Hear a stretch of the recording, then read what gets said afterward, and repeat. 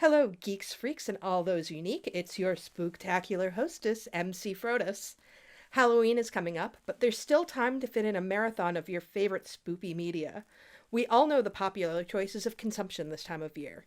The Simpsons Treehouse of Terror, Hocus Pocus, Ghostbusters, Rocky Horror Picture Show, Beetlejuice. But we know all those ones already.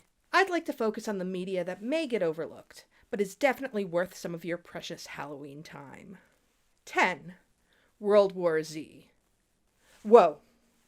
Not that one. This is actually an outlier on the list. This is one of the only things you don't put your eyes on. It's a feast for your ears. While I think it's an appreciated work, I'm including it because most people won't think to indulge in it as part of a Halloween celebration, due to it being a book. World War Z by Max Brooks is one of my favorite books of all time, and I think there's no better champion for the audiobook format than this one. World War Z, An Oral History of the Zombie War, is exactly what it says on the tin. It's an oral history of the zombie war. It contains interviews with over 36 individuals chronicling the zombie apocalypse, from the initial outbreak all the way to the aftermath. It's a fantastic read, but it's an even better listen, as they've got a full cast of incredible actors. There's Nathan Fillion as a Canadian officer who discovers a zombie earlier in the outbreak. Mark Hamill is a jaded veteran of a failed attempt to quell the outbreak. Alan Alda as the man in charge of resources during the collapse of society. Masioka as a shut-in turned warrior. Those are just a few of the names. This takes the idea of a zombie apocalypse and gives it real-world grounding. There are people who fight, people who become refugees, and people who try to profit on the tragedy. The movie starring Brad Pitt erases all of the complexity of the story, just giving us some zombie-based action-adventure.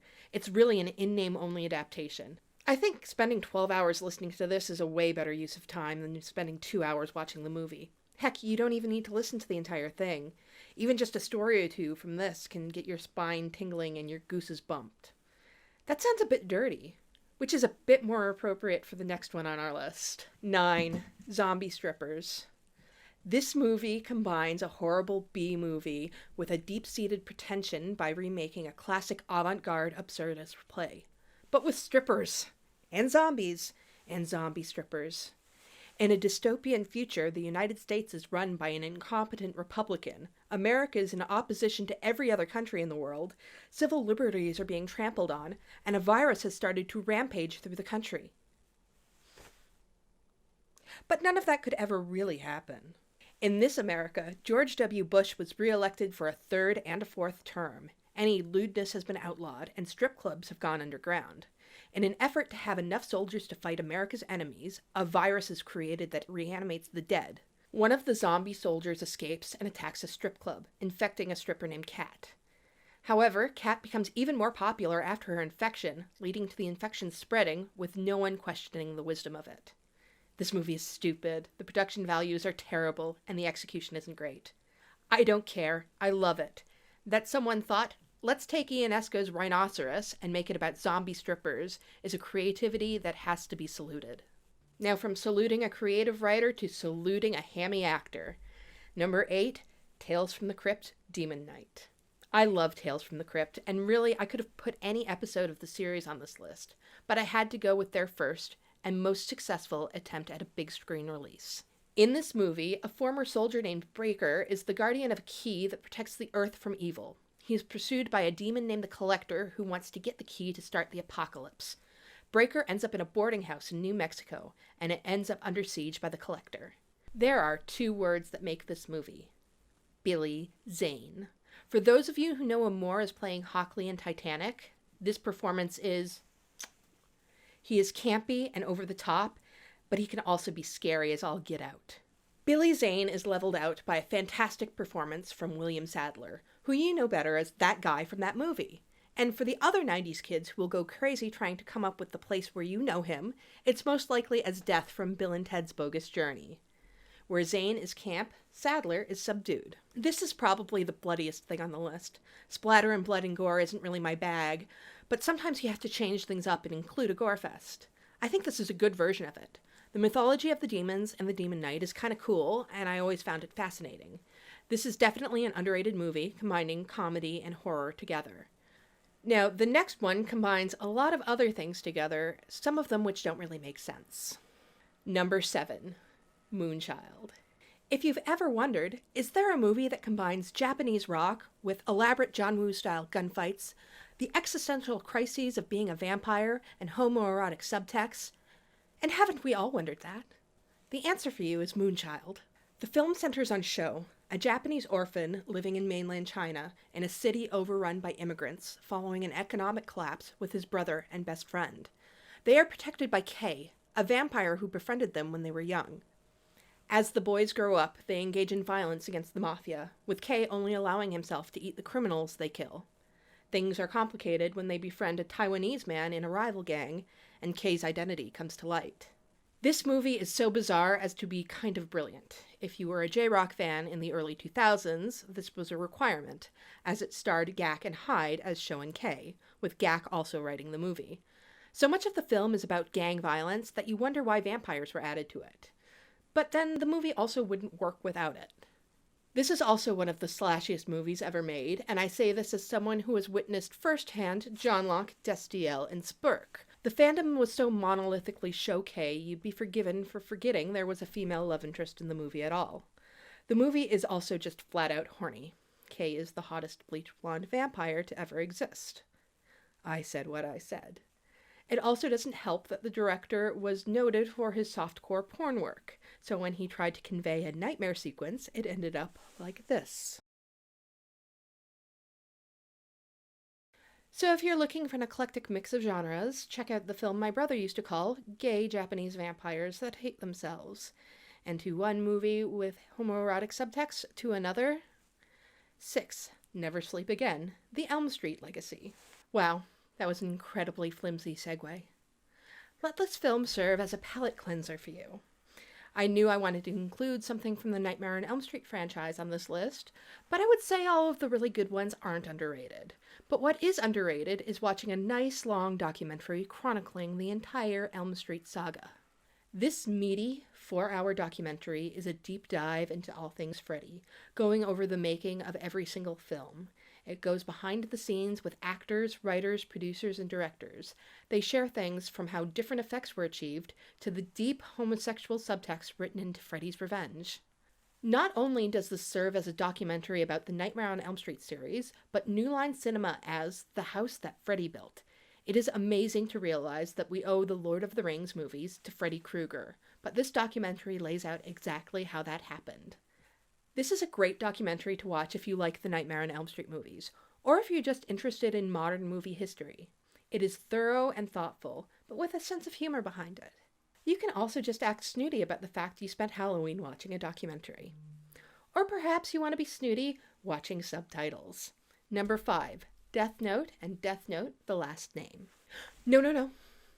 Turn off Netflix and back away slowly. That's not what we're talking about. The 2003 manga Death Note has been popular since its release and has spawned multiple adaptations, including the terrifying For All the Wrong Reasons American adaptation by Netflix. But if we're talking about underrated works, then it has to be the 2006 live-action adaptation and its sequel. I include them both together because they're essentially one movie split into 2 parts. Death Note is the story of Light Yagami, the highly intelligent son of a police officer. Light comes across a book known as the Death Note, and when he touches it, he meets the Shinigami Ryuk, who tells him that if he writes a name in the Death Note, that person will die. When Light starts to use the Death Note to become the vigilante Kira, he is pursued by the greatest detective in the world, the mysterious L. Death Note is a modern classic in the supernatural thriller genre.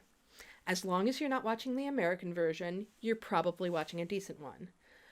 But I do have a soft spot for this one. It's different from the original manga, but in a way that makes it unique rather than butchering the original. That's what I think makes a good adaptation. The main characters are well cast, embodying the characters from the manga. It's also a good condensing of the sprawling manga storyline.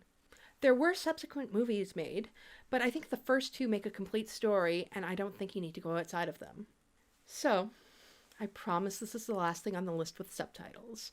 But from subtitles, we'll go back to zombies. With number 4, Death Becomes Her. This, my fiends, is my favorite zombie movie of all time. Because they may be glamorous, but damn it, they're still zombies. This is also my favorite Bruce Willis movie of all time. Yes, I said what I said.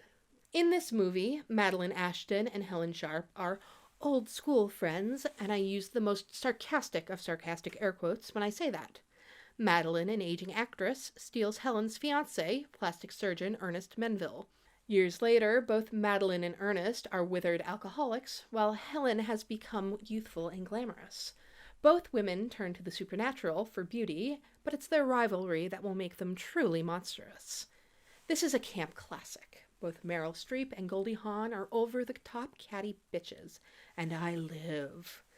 At the time this was made, it was a CGI feat, and while it may seem slightly dated now, it's still very impressive. This movie has gained a hefty following in the queer community. It is quite common to see drag queens dressed as Madeline and Helen. This has gone so far as Peaches Christ mounting it as a play called Drag Becomes Her. It is creepy and kooky, mysterious and spooky, and altogether ooky. Number 3, Addams Family Values. This might be a little bit of a cheat because a lot of people love this movie, but I love this movie a lot. While others may ask which Sex and the City girl they are, I like to ask, am I a Morticia, a Wednesday, or a Debbie? Perhaps it's just something I aspire to. From Morticia, I want the joie de vivre. Je parle français. From Wednesday, I want the sharp wit. And from Debbie, I want the ability to love myself. This movie would also rank high on my list of movie sequels that are better than the originals, which I might actually do, so let's just tuck that one away.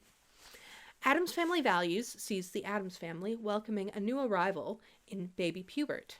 When his nanny, the Black Widow Debbie, seduces and marries Fester, the family must rescue him from her wicked intentions. The original Addams Family is fantastic for the acting of the Addamses, but what makes this movie rise above the rest is the performance of Joan Cusack as Debbie Jelinski. She is just so good, in the same vein as Meryl Streep and Goldie Hawn in Death Becomes Her, in the over-the-top drag queen attracting campiness. All due respect to Carolyn Jones, but Angelica Houston is my Morticia. Christina Ricci is my Wednesday, and I don't know if they'll ever find someone who can match Raul Julia as Gomez. Oh, why was it only an animation? Tim Burton, you're doing another live action? Make it happen. But don't dream it. Be it. Number 2, Rocky Horror Show Live. You might be thinking, how can Rocky Horror Picture Show be underappreciated? Well, you weren't listening properly. I didn't say Rocky Horror Picture Show, but Rocky Horror Show Live. Not that one. Rocky Horror Show Live is a filmed performance of the original stage production of Rocky Horror, performed at London's Playhouse Theatre on September 17, 2015. It has the same plot as Picture Show. Newly engaged Brad and Janet get a flat tire and end up in a bizarre castle with an even more bizarre group of people, led by the sweet transvestite Dr. Frankenfurter, who is celebrating the reveal of his new creation, Rocky Horror. If you are a fan of Picture Show and have not seen this, it is a must-watch. It is a completely different experience and one that should be had. While many think that Tim Curry can't be matched, David Badella is amazing as Frankenfurter. This performance also includes a rotating cast of narrators, including Stephen Fry, Emma Bunton, Tony Head, and Richard O'Brien himself. I was in London when this production of Rocky Horror Show was on, and I actually saw it the day before this was filmed, so this brings up so many fond memories for me. There's a lot of ways to come up to the lab and see what's on the slab, and this is a very worthy one. And from one cult musical to another, number 1, Phantom of the Paradise. And so we reach the number 1 on my list, Phantom of the Paradise. This is one of my favorite movies of all time. This is one of the most underappreciated Halloween classics ever. I have so much to say about it. In fact, let me hold off on this one. I have a little too much to say for this video. I'm going to need a little more time. So comment down below with your favorite overlooked spooky treats. Please like this video and subscribe to my channel to see more top 10 lists, videos about Star Trek, Supernatural, Sherlock, Star Wars, and other geekery. Share this video across social media. All of that helps support this tiny channel. You can also head over to Patreon and support me there, where you will get access to early videos and polls. You can also buy me a coffee. If you're looking for something to wear, you can hit up my TeePublic and RedBubble where you'll find my shirts. Today I'm in my special Halloween garb, but you can find a lot of fun stuff there. Until next time, have a terrifying night. Today is a good day to die, and this is the way.